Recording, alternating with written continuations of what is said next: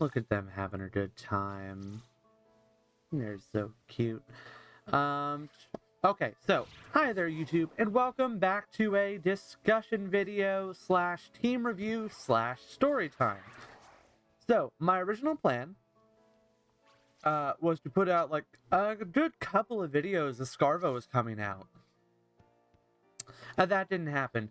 Scarlet and Violet's competitive process, let's say, was a bit more difficult than I initially expected. So this video here is going to take a couple of quick little detours, so to speak. So first, it is going to be a team review of the ultimate team that I've created as like my first good competitive team for Scarlet and Violet, featuring some very exciting Pokemon on it. Second is going to be a bit of a story time as I tell you about my experience trying to build my first competitive team in-game in Scarlet and Violet. And then last will be a sort of how-to for what I think your best bet is when trying to build a competitive team in-game in Pokemon Scarlet and Violet. So, guys, calm down. I'm trying to record a video. So, let's go ahead and discuss. Now, the current team that I have been tearing it up with has been this one here. We have Dragapult. Oh wait, you know what? Actually, let's pull up the rental team and look at it on there so that you guys can see the code. I'll also have that code posted down below in the description. Battle Stadium. Real time. Totally prepared for this. 100%. High quality. So, this is my first team. It still definitely has some potential optimizations that you could go for, but this is kind of where I've gotten it at this point. So this is a very offensive team. This is doubles, of course, BGC style. So this is a very offensive team, but it's mostly focused around Stonejourner, Dragapult, and Tinkaton. So specifically, we have Dragon Dance Protect Dragapult. We have Terra Dragon to just really beef up those Dragon Darts. And Assault Vest Tinkaton with Fake Out, Digiton Hammer, Play Rough, and it is actually a ground type Terra. It's a ground Terra type with Terra Blast. That can help you out defensively. It gives you offensive coverage and stuff like Golden Go and what's the other big one I'm thinking of? Golden Go and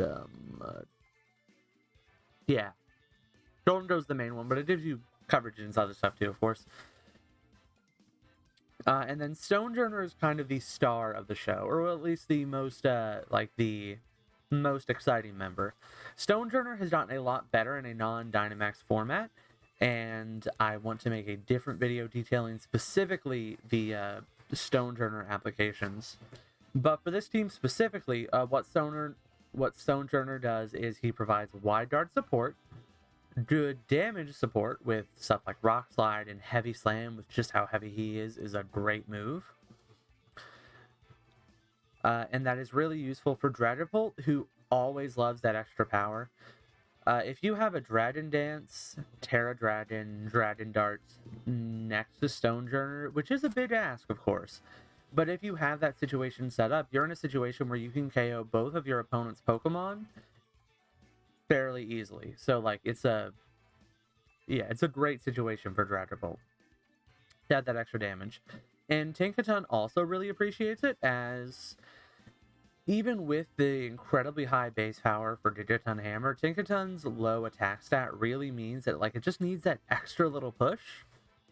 And since the Life Orb has already taken up my Dragapult, and I don't want to stick it with a really limited item like Choice Band or anything, Assault Vest gives it a defensive boost, which is really useful for it. And Stonejourner provides that offensive boost that it needs to just push it over the edge that little bit. With Power Spot, Digiton Hammer is a legitimately threatening move. And it really helps Dinkaton to like have a big impact on the battle by being next to Stonejourner. Wide Dart also stops stuff like earthquakes and heat waves, of course. So like there's a lot of synergy there. And then Amundus is pretty standard. I'm running double damage with Digidrain and Foul Play. You definitely could make an argument for Clear Smog or yeah, I think Clear Smog is probably the other big one that you would want, or Protect to kind of be able to make some like plays of the Mundus. But the Amundus is pretty standard. It's like a mixed defensive profile. And then Miascarada is Choice Scarf, which is Miascarada is the member of the team that I'm most open to swapping out. That was originally a Tatsudiri, if you'd believe it, with what's the word I'm looking for? It was originally a Scarf Tatsudiri with Storm Drain. That didn't really work out because poor Tatsudiri. It's been so shafted by the loss of Scald. But regardless, Miascarada is a pretty decent Scarfer. Flower Trick is just really good damage, especially next to Stonejourner. Brick Break is coverage, Knockoff is useful utility and damage, and U-Turn is just like a nice move to have. You can do things like lead Dragapult Miascarada, U-Turn out to get some chip on something, and then bring in Stonejourner, so you have like a Power Spot boosted Dragon Darts. That's like a really fun series of plays you can do. And since it's so fast with a Choice Scarf, you also have a pretty solid speed tier going on that you can play around with. It's really nice. Overall, this team doesn't really have much in the way of speed control, so having a fast Scarfer like that is really nice. And then Arcanine is kind of a surprise as an offensive Arcanine, max speed, max attack with Protect, 3 coverage moves. The reason I'm running an offensive Arcanine is because defensive Arcanine just wasn't impactful enough. Like, yeah, stuff like Snarl and Will-O-Wisp is good, but like, teams at the moment are so prepared for Intimidate that like, if you have an Intimidator, you really need to make sure that that Intimidator can itself go toe-to-toe with stuff like Annihilate and King Gambit. An offensive Arcanine with its Stab Flare Blitz and Pocket Extreme Speed is also really good. In a way that defensive Arcanine just like really threatens to lose you all your momentum.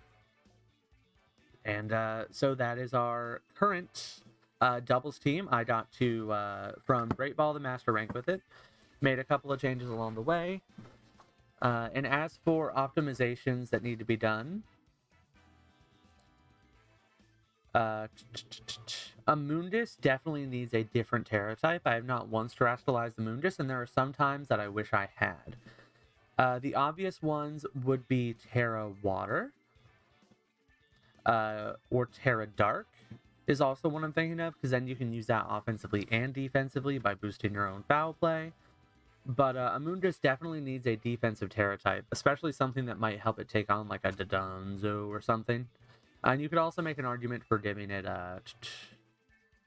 something like Synthesis or Clear Smog, of course. Arcanine also needs a different Terra type. I'm currently working on grinding out the shards for it to be Terra Normal, so that way you have like a buff, like extreme speed to be throwing out with it. Kind of the same idea that like Dragonite is running a lot. And yeah, that's the current doubles team I'm working on. Miascarada and Arcanine could also be swapped out completely for other things. The biggest problems I have is that you have to play out of your mind to beat a Sun team. Torkoal is just so dangerous. We don't have a lot of good options for Trick Room. So like you really have to play well against Sun teams. Which would also help if Stonejourner had a better defensive Terra type too. I feel like something like Water or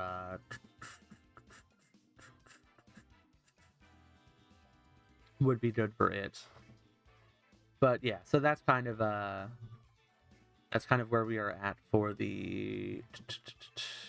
Yeah, so this is my good doubles team. Definitely has some optimizations that could be made, but it's pretty strong overall. And now, let's get into story time. So, my initial game plan for Pokemon Scarlet and Violet was as follows. I beat the game as fast as I could. Things were slowed down a little bit by some water heater needing replacing shenanigans. Because originally me and my wife had asked off for my entire birthday weekend, which was, the week that Scarvo comes out.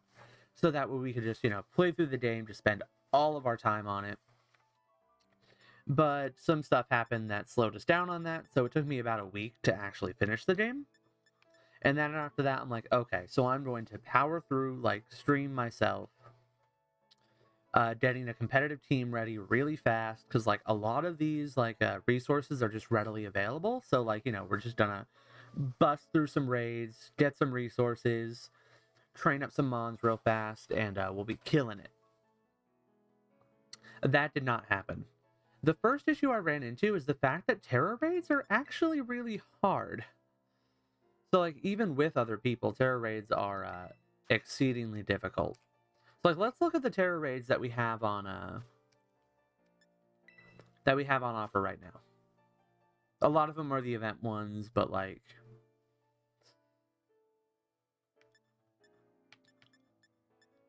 these are some solid ones. Like a Fairy Tatsudiri might be nice.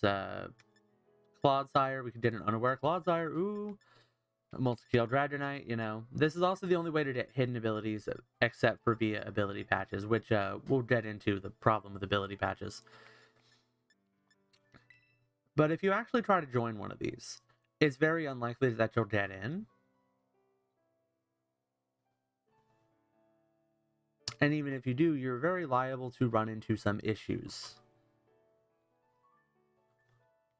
Maybe we'll actually get this one. Get an Unaware Clodsire that we can just work on. But so, my first attempt, I was just failing raid after raid. Trying to, beat some 6-star raids. Even 5-star raids, either solo or alone, was exceedingly difficult. One really nice thing about the raids in this game is that they are actually properly challenging on their own. As opposed to, max raid battles, which for the majority of them, you could very easily... Oh yeah, see, we couldn't join. You could very easily run into issues where you just... can't do anything. Which, unfortunate, obviously.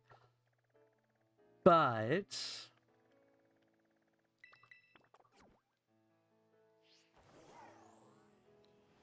there's a catch to that, and that the max raid battles are exceedingly difficult. And, doing them alone takes some particular doings. And I did not realize those doings right off the bat.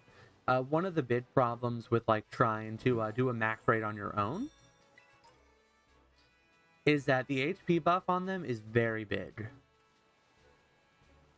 So taking them out takes time, especially when you factor in the fact that their Terra shields can be very frustrating to break through because you need to terastalize. And they also have the ability to steal your Terra Orb charge, which makes it take longer for you to terastalize. It's a whole big mess. Miko, shut up.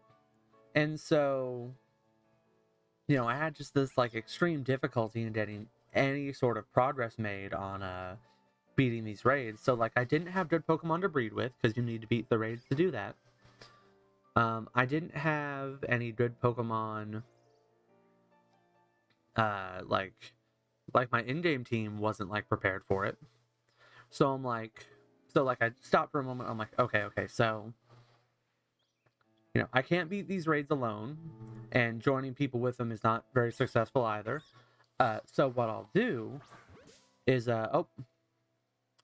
did not mean to do that, but it can highlight this guy. So I thought to myself, okay, here's what I do. I'll take one Pokemon that I didn't have to resource train anyway. One of the legendaries, or one of the Paradox Pokemon, which we'll get to later. So I'm gonna have to resource train this guy anyway.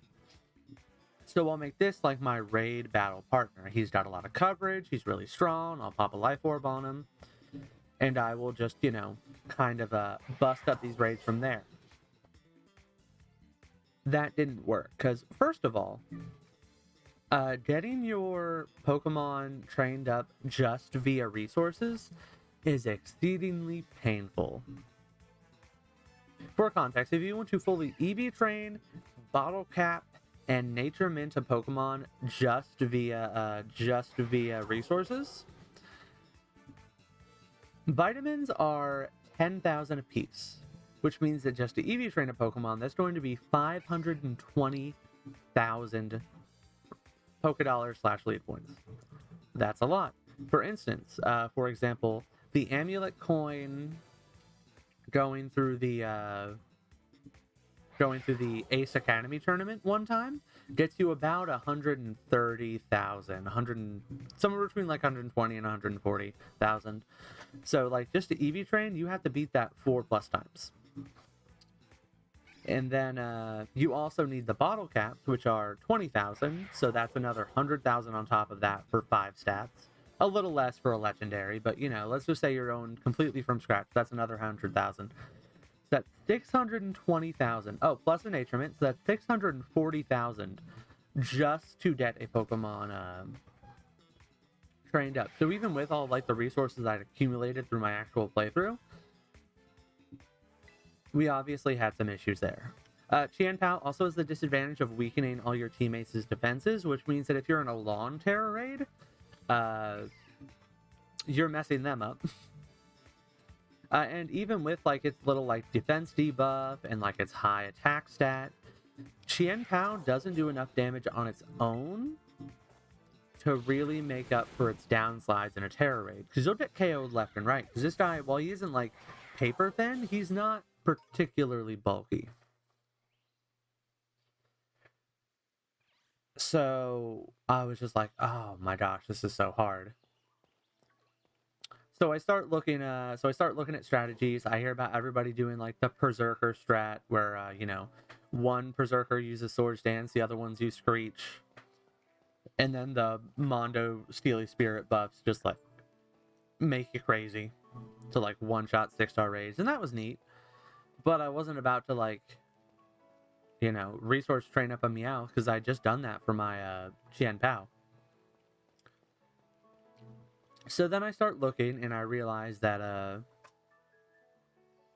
that the other thing people are doing are using Belly Drum Iron Hands, and that's when I came to the realization that what you really need to do raid battles is bid damage buffs really fast.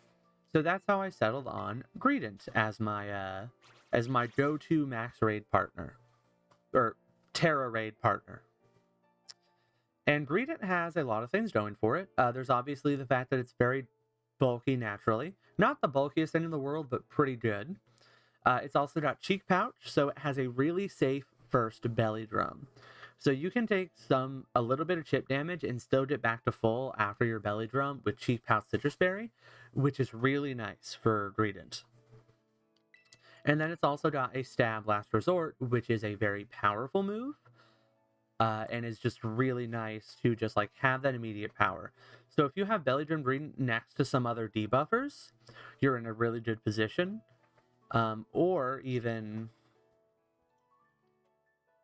trying to solo raids, you have a good time. Because especially when you take into account Greedent's move pool, he has a lot of good options for a lot of different Pokemon. Seed Bomb and Crunch are the two that I've taught to it so far for like specific raids that I wanted to do on my own. But so Greedent is a really good belly drum option for raids, right up there with the likes of Azumarill and Iron Hands. Maybe not as good as those two, but still pretty good. And so what I did was, because I was able to beat a couple of Terra raids with friends, like ones that like we really had a total advantage against type-wise. But those are really hard to do on purpose. Like, obviously the odds are there. But so we managed to beat some 4-star ones, and from there I started doing some breeding. I was able to get Yeah, so I was able to get some Snover's bred, and I was then able to get some Mareep's bred using the monster ed group to the field ed group. And then I was able to get some use my Mareeps to get Pokemon to get a Greedent ready, which is in the field ed group. So the chain was like Snover, which I used 4-star Abomasnows. I think I used Abomasnow and something else to get to a 5 IV. So I combined like Abomasnow and something to get Snovers. I used the Snovers to get Mareeps, and I used the Mareeps to get Greedent. So you could, of course, also do the resource method with bottle caps on Qian Pao if you'd rather, or like I use for Chen Piao to do on Iron Hands, or you can do like breed training with whatever 4 stars you're able to beat on your own. And that's how I got Greedent. And since then, I've had to do a couple more raid Pokemon because belly drumming is, you obviously run into issues against Pokemon that you can't beat on your own. And if you're joining random raid partners, you don't always have the time to tech out your Greedent's kit to be specialized. So my other ones are a Eviolite Venonat. This is a pure support raid partner. Obviously, this is ideal for going online because you can support whatever your opponents are doing with either Screech or Acid Spray. Not as ideal if all the people that you try to join exit out as soon as you join. But whatever. I'm not salty about that, even though Venonat is a great Terror Raid Pokemon with its good set of resistances, Acid Spray, and Screech, but whatever. And then the Iron Moth is what I built up for Charizard. I was able to solo a couple of Charizards with this, and it was also very effective in concert with other people to take out the 7-star Charizard raids. But anyway, we're done with that. Let's talk about the real garbage. So my first competitive team was this one. So we had let's just go to the move pool page. Yeah, so we had, oh wow, that's okay. Yeah, this will be the best one then. Yeah, so we had Doodle Grafai with Prankster. Getting a Grafai was also a hassle and a half, mind you. Yeah, so we had a Prankster Grafai with Doodle, Truant Slacking with Bulk Up. No, Tatsudiri wasn't on this team. On this team it was, yeah, Meowscarada was also on this initial team. Now I remember. Yeah, so it was Meowscarada, which was Life Orb at the time. Iron Defense Corviknight, Amundus, which had Worry Seed as like a sort of secondary fixed slacking measure, and Defensive Arcanine. So this is my first doubles team, and it was hot garbage. So I did all this work. That was multiple streams and a ton of off-stream time to get this team together. And I went 0-5 with it in Pokeball tier. Yeah, a lot of obvious problems with this team, and it also taught me a lot about the format in general, about things that I realized. The first big thing is that Doodle Grafai is not a reliable way to get rid of Slacking's Truant. Unfortunately, there's just too much stuff that stops it between Golden Go, Dark types. There will be a lot of times where your Doodle is just dead. Hey, you stop that. And it can make it really difficult to actually get that off. And like the Leer buffs just aren't doing enough. And there's definitely things that Grafai can do, but Doodle probably isn't it, if I'm being honest. Its prankster talents are probably better spent elsewhere. And Slacking is a Pokemon that has been shafted in more ways than one. It doesn't have access to Double Edge, which is a huge problem. So if you want an actual high base power move, you have to use Mega Kick, which has terrible accuracy. So even if you do get off the Doodle combo, which I was never even successfully able to do, Slacking itself is still pretty underwhelming. It's got a lot of different options for attacks. You can run Body Slam, Mega Kick, Facade, Crush Claw, but none of those are reliable or powerful enough to, like, really warrant using. Meowscarada is Scarf Masquerada has been fairly successful for me on my current team. But on this original team where I was using Life Orb, Protean was actually pretty bad on it. If you're using a non-choice Meowscarada, I'd probably recommend just sticking with Overgrow. Because having both grass and dark typing is pretty useful on it, actually. Being able to have stab, flower trick, and knockoff that you can switch between is actually really nice. And you honestly don't always want to lose one of your types, because grass has a lot of good resistances, and the prankster immunity that dark gives you isn't something you always want to give up. So Meowscarada, if you're using it without a choice item, you should probably just be Overgrow, because Protean, with its nerfs in this generation, is actually kind of a death sentence. Iron Defense Corviknight was actually pretty decent. It was like definitely the best part of the initial team that I built. You do have to choose between utility and Tailwind or a coverage move for ghost types, unfortunately, which isn't a great choice to have to make. But it's still like a good like backup like win condition, and while it doesn't fit on this current team I have, it's definitely something worth keeping in mind for the future. Emojis is of course great, and Defensive Arcanine, we already talked about it before, where teams nowadays are so prepared for Intimidate that you have to make sure that your Intimidator is going to have a high impact, even if Intimidate fizzles or even worse, buffs the opponent. As I mentioned before, Annihilate and Kingambit as strong as strong Pokemon for Defiant. But there's also the fact that, you know,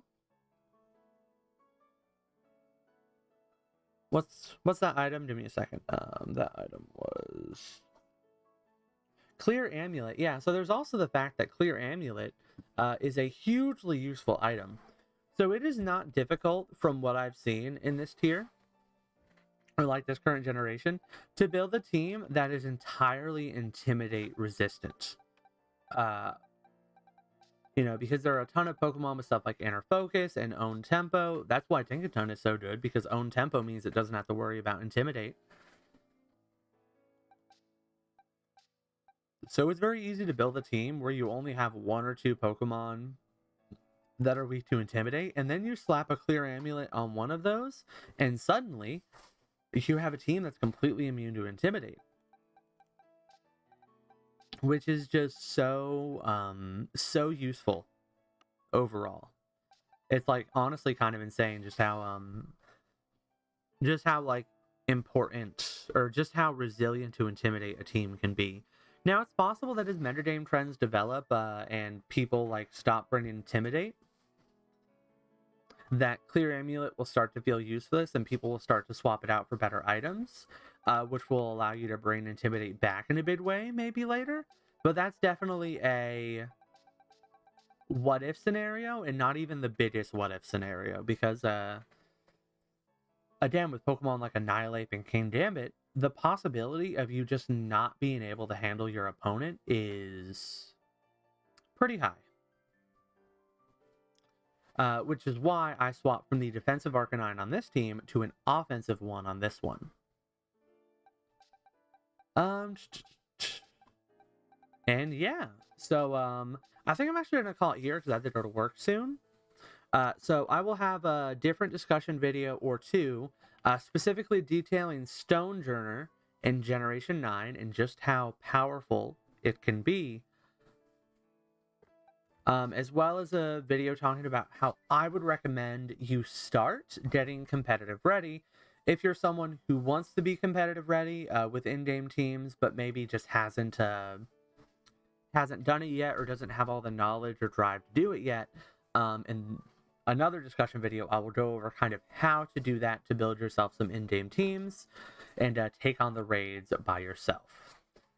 So, big thank you to everyone who has watched. Be sure to do your subscribing and liking. Check me out on Twitch. Very exciting is that we finally have our YouTube handle updated to Y_rock to match up with Twitch, which is super exciting. So yeah, a big thank you to everyone for coming out today. I hope you all have a good one and take care. Bye, YouTube.